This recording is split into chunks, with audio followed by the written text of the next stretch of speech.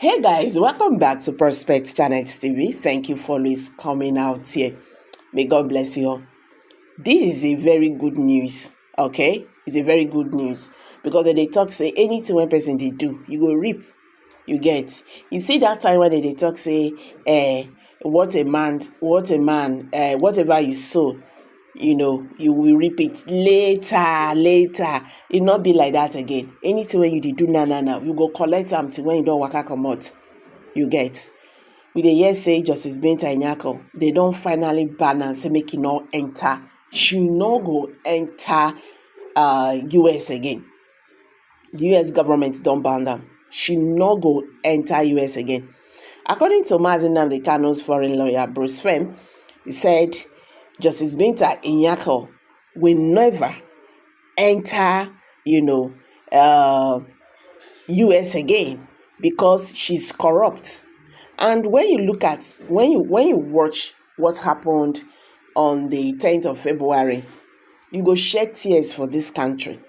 You understand? You go shed tears for this country when they say Nnamdi Kanu, even they tell them say you not get knowledge of the law, and you are sitting there to make pronouncements about the law, and you know nothing about the law.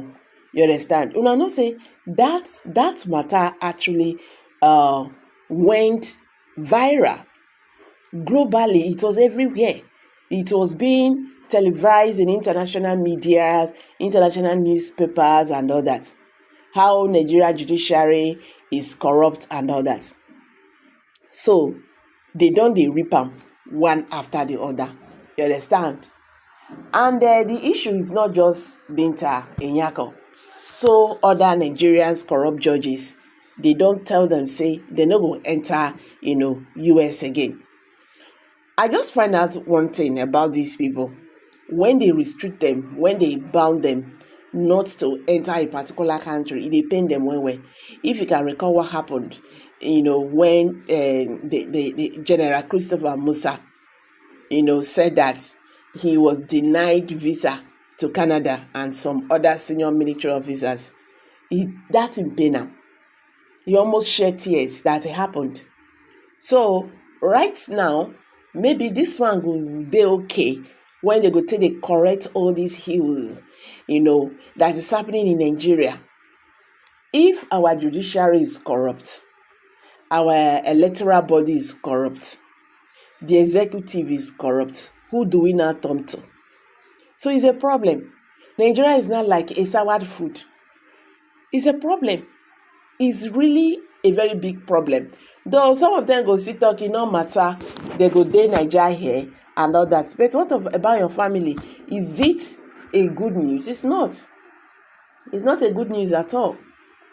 In another news, DSS has finally bowed to pressure they have granted Nnamdi Kanu's family and his lawyers access. I don't even know why they are playing all these games. Must you allow people to talk? You will just want set drama so that you will hear what people will say. The Department of State Service DSS has finally allowed the family member and the legal representatives and other associates to visit the detained leader of the indigenous people of Biafra, IPOB Mazi Nnamdi Kanu, after previously denying them, access.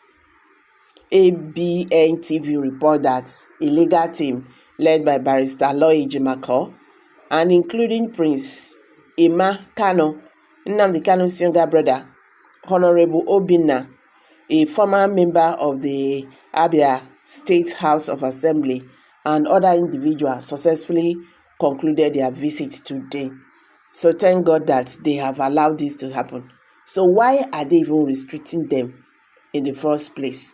Well, Nigerians, this is just this about this latest news about Justice Binta Nnayko and other Nigerian judges, and the drop out for here. I beg, drop your comment below the comment section. Please don't forget to give us a thumbs up. Thank you, and bye for now.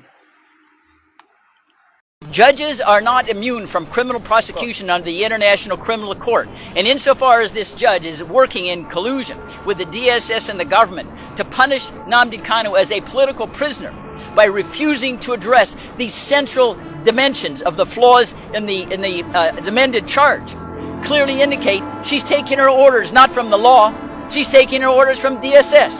The idea that she would consult with the prosecution and not the accused in deciding whether to move forward is totally outrageous. In the United States or any civilized system, she'd be required to... Who are not educated. I am an educated man. I can't show them the petition for the simple reason that if you show it... What the judge said was that the case file... This is a federal gazetted law of Nigeria that says here that the chief judge of Nigeria cannot tell Binta Nnayko what to do. It's here. It's your law. Of Nigeria, chairman of board of benchers. A grown an old man like this doesn't know the law. You don't know the law. I'll give you a petition. Nobody wants to. That's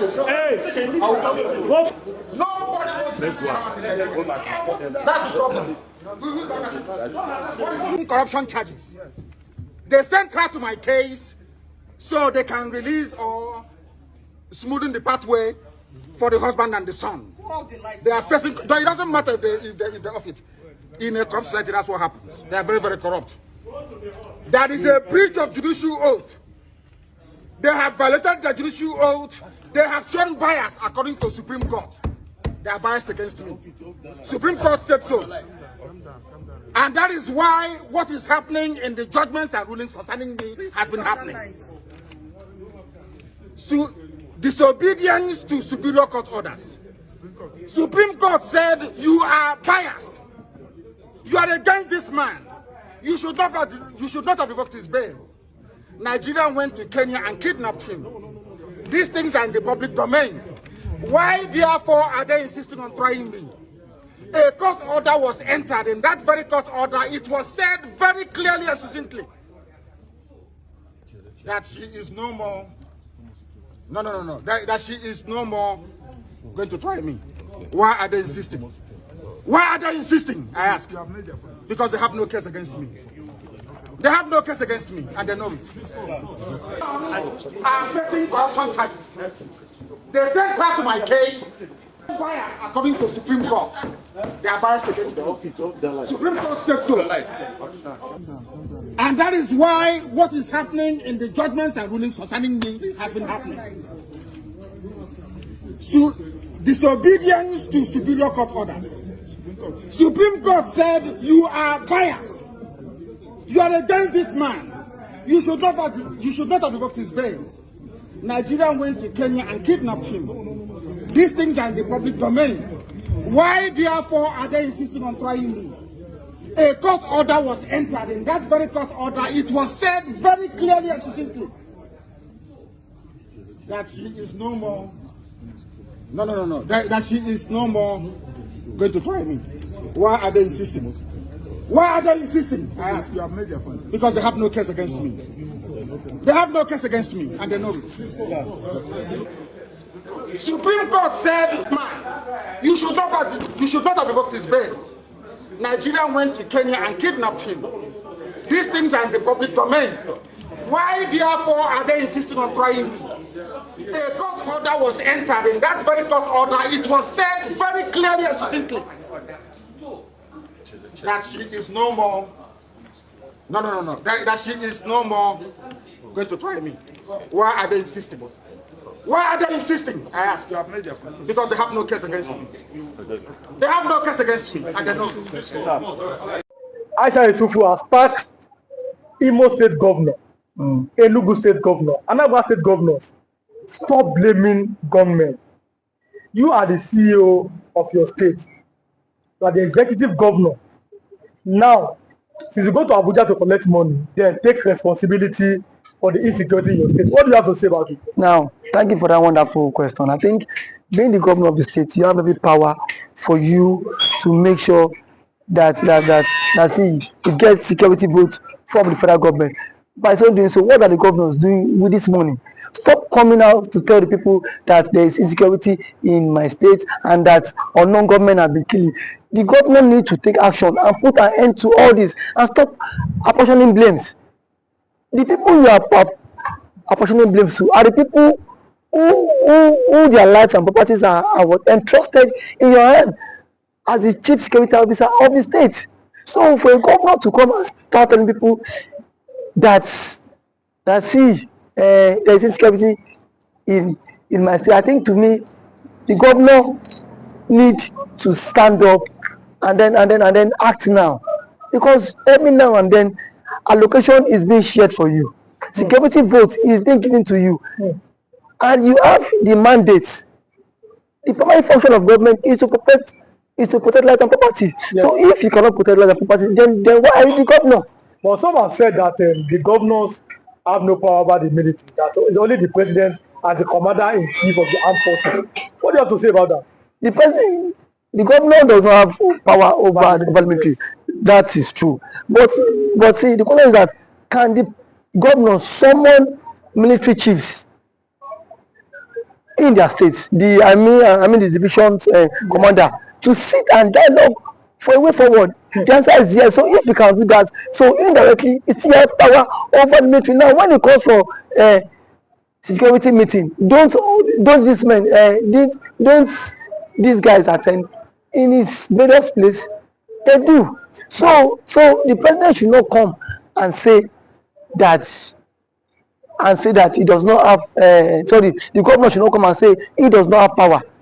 We still have killings in Imo State, Enugu State, and some other states.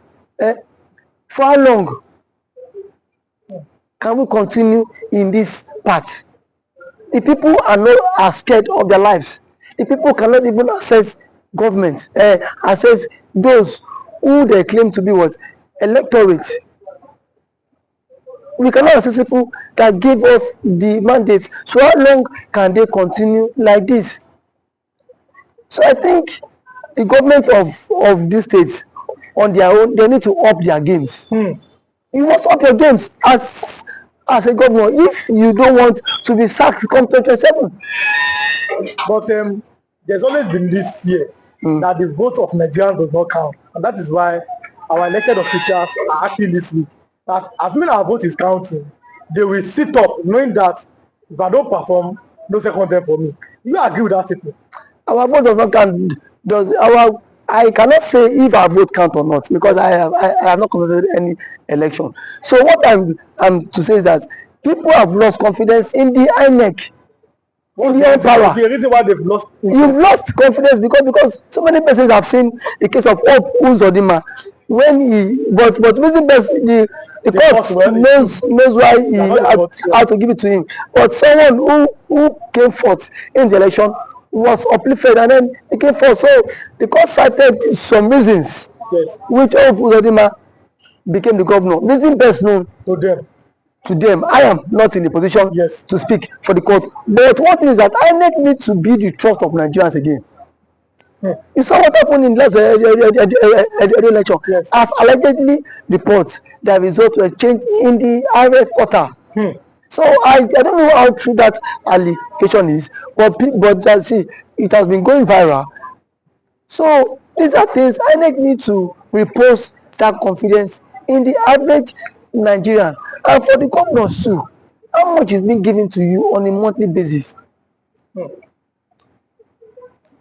If you get money on a monthly basis, then why don't you make sure that these people who gave you the mandate to protect them, you can as well protect them too? Because the people cannot always be one-sided every time. The people need to benefit from dividends of democracy, and when they have to benefit from the dividends of democracy is by what? By inclusive governance. The people need to feel the government impact. Not every time you come on here and say on government has attacked the people, you come and start creating fear. These governments are even creating fear in the life of the ordinary man. We've seen the governor of Enugu State who has declared that Monday is no longer a sit-at-home in Enugu State. People are saying that You are seeing that as because the governor. Can you come and secure our lives? I mean, the other people, because you see this sit at home every Monday. Some are doing it maybe out of respect for Nnamdi Kanu, but some are doing it out of fear. It is two ways. People are telling the governor, please find a way to secure that. Police cannot be everywhere. What do you think? Because sit at home every Monday, it might be affecting the economic activities in the southeast. What do you think that the governor can do, or the governors in the southeast can do? Thank you for that one. I think sit at home every Monday is a commensurate to honor the Mazi Nnamdi Kanu, who has been in incarceration for 4 years now and still counting. But what I want to say is that when there is a conflict in the land, the president himself needs to address this issue of Kanu. Let Kanu issue be settled out of court. If what Kanu is the son of the president, as a son, you can go, you can have a different view or different ideology and philosophy from what your father had. But why can't you, as a father, have you reached out to Kanu himself? And what I felt that the president ought to have done was, why Kanu was in decision, go and meet, let them bring Kanu to you, DSS. Sit down with Kanu, have a round table discussion with him. But do you think that's possible? Because we saw Buhari, he could not Buhari is different. See, so these are two different people. Yes. If you want the security apparatus cannot be everywhere, and these guys are what, overstretched. Yes. These guys are also overstretched. So the president is the father of the nation. Yes.